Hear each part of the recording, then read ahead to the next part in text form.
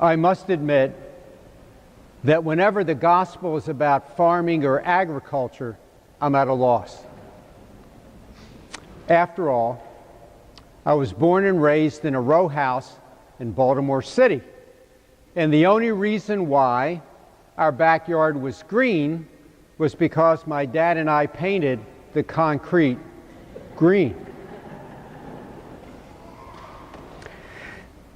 Today's gospel then picks up where the last gospel left off last week. We have 3 parables. 2 of them have to do with farming and agriculture, and I've already admitted not to know anything about it. And the other one has to do with cooking. Well, those of you who know me pretty well know I don't know much about cooking either.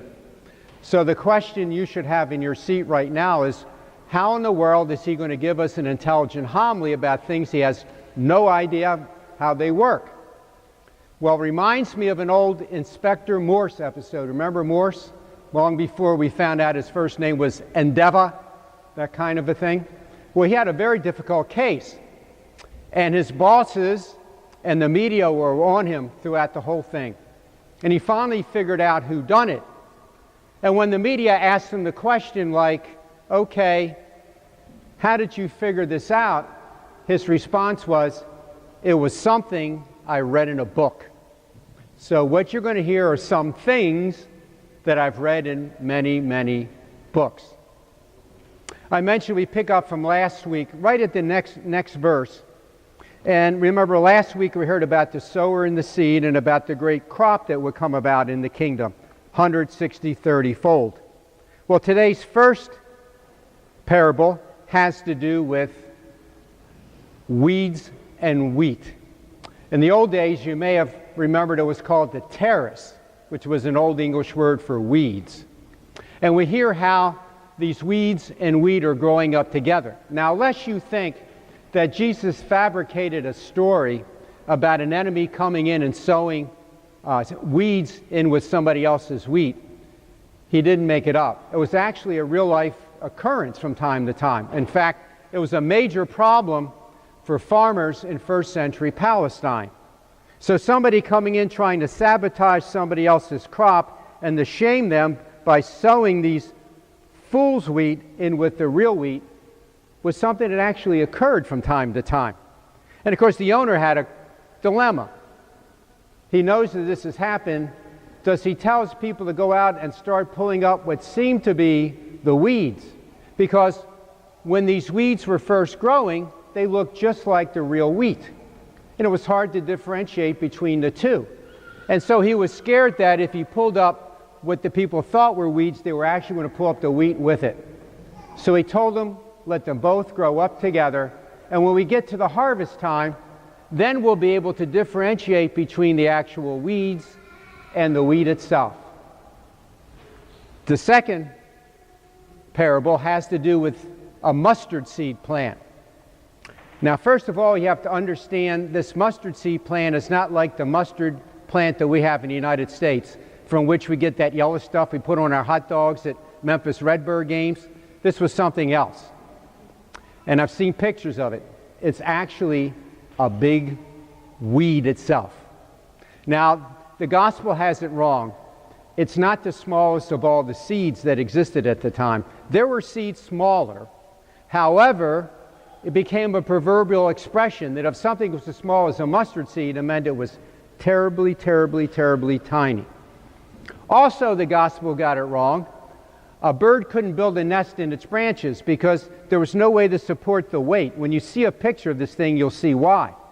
But what the bird could do was build the nest on the ground, just like Jesus says in Mark's gospel, by the way.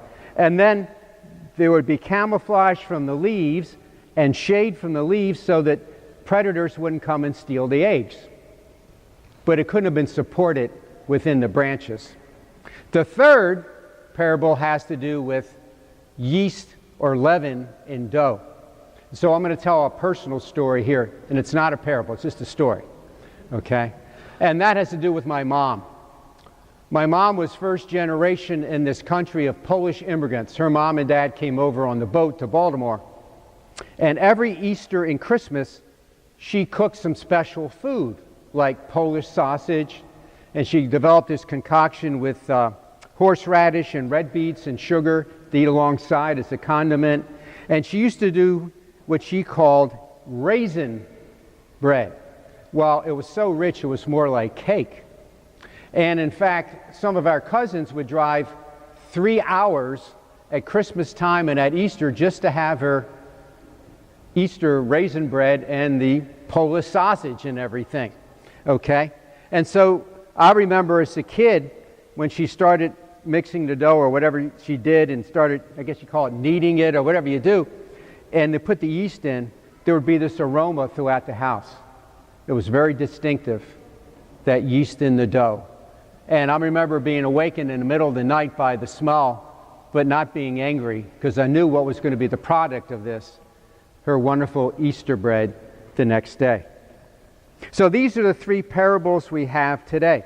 Now, last week, if you heard my homily in person or if you went to the St. Anne's Shrine site, Jay Hastings here recording me again today for the Shrine site, we're eventually going to get it on the Holy Rosary webpage. I got somebody working on it, but I understand it's also on the Facebook at Holy Rosary, if you can get it. But anyway, I started talking about what was special about a parable. That a parable was a story, but a special kind of story, and not every story was a parable. And people who knew that Jesus was saying parables, and we hear how he spoke to the crowd only in parables, according to the Scripture, and so they knew that the story had nothing to do with what it seemed to be about. Those first 2 had nothing to do with farming, and the third one had nothing to do with cooking or baking. It had to do with something else, something heavenly. In this case, the reign of God, which St. Matthew prefers to call the kingdom of heaven. So his audience knew that. And I mentioned the last time that when Jesus did this, he kind of wanted them to sit there and talk amongst themselves about it so that the next time he came into that village, he could bring up, what did you ever think about that mustard seed thing while I was gone? Did you talk about that while I was gone? What kind of interpretation did you give to it? However, Matthew's community didn't like that apparently. They wanted one for one. Everything in a parable had to be one thing and only one thing. And when a parable gets interpreted that way, we call it an allegory, don't we? And the great allegory in the English language is John Bunyan's Pilgrim's Progress, which if you're my age, they made you read in English anthology class in college and things like that. So that's what he does in today's gospel story. And this is what it sounded like. He who sows good seed is the Son of Man. The field is the world. The good seed, the children of the kingdom. The weeds are the children of the evil one. And the enemy who sows them is the devil. Angels are the harvester, so on and so forth. So it's this one-to-one correspondence. But I don't think he really meant the parables to be taken that way, that there are a number of different, very good interpretations. Now, last time I gave you all a challenge, and I know some of you went back to review my previous homily when I told a story about me playing baseball at age 16, and I explained last week it was a parable. It really wasn't just a story. I wasn't talking about baseball, and I wasn't talking about being 16 years old. I was talking about something else. And some of you have told me some very interesting interpretations for that. It may not have been what I had in mind, but they're all good. And one person so far has hit what I was intending by the parable. So keep thinking. When you see me, keep coming up with some kind of an explanation for that baseball story, okay? So what I did to prepare for this homily was I went back and reread all 3 of the parables several times, and it came to me that there were some commonalities in each of these parables, and that therefore they could be looked at as like one very long parable, okay? And that there were certain characteristics within here that we could apply to the kingdom of heaven. And I wrote them down. First characteristic, growth is inevitable in the kingdom of heaven.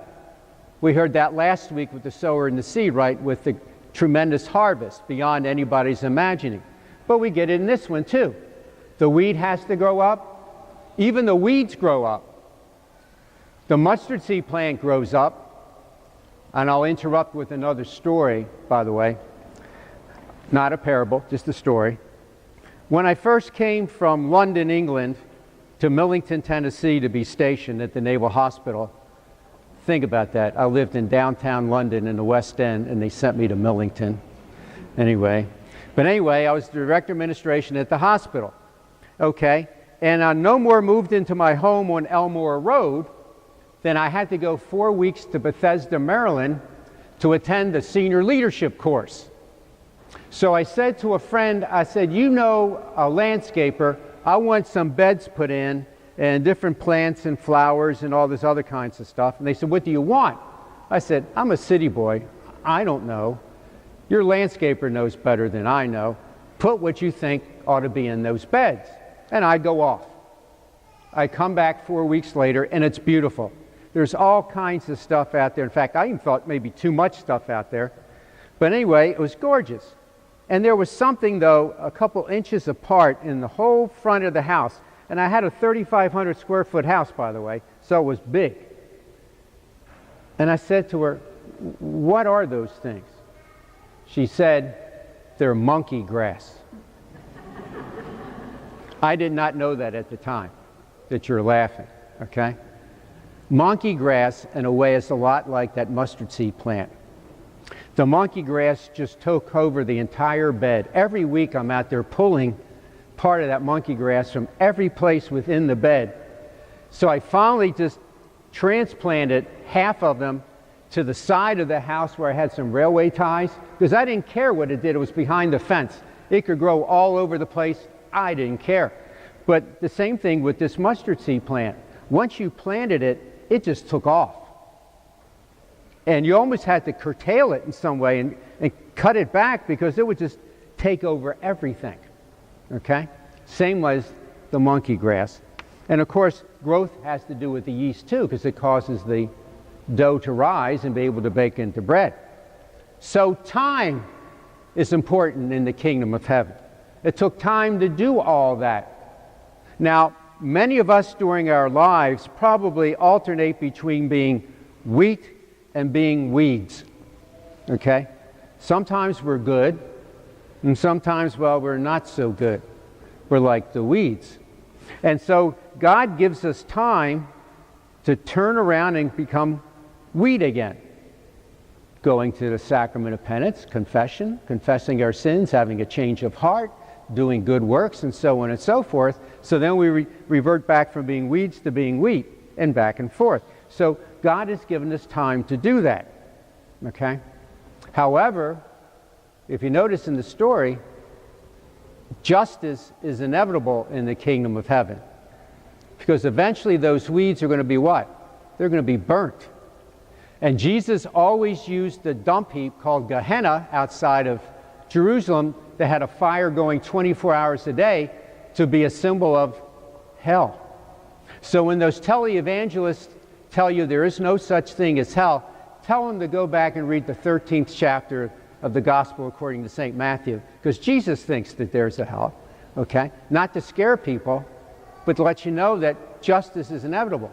So we have time, but we don't have all the time in the world. So we better get into action if we become a weed. Patience is involved in this kingdom of heaven. The kingdom of heaven is here, but not yet. It's not going to come to full fruition, and we know that just by watching the news on TV and reading newspapers or the internet. There's a lot of evil in the world. So it's not going to come to total fruition until Jesus comes back in the second coming, right? But we have to work towards bringing that kingdom of heaven about. And there's a lot of good in the kingdom of heaven, obviously. Think about the different objects in the parables. The wheat becomes grain that becomes food to nourish us. Bread was the staple of life in those days. Over 60 to 75% of all calories in a peasant diet came from bread. Okay? That kind of a thing. Okay? Even the weeds, the terrace, become fuel. Just like us today, they had to come up with alternate sources of fuel because they didn't have a lot of trees to cut down and use to burn for fuel.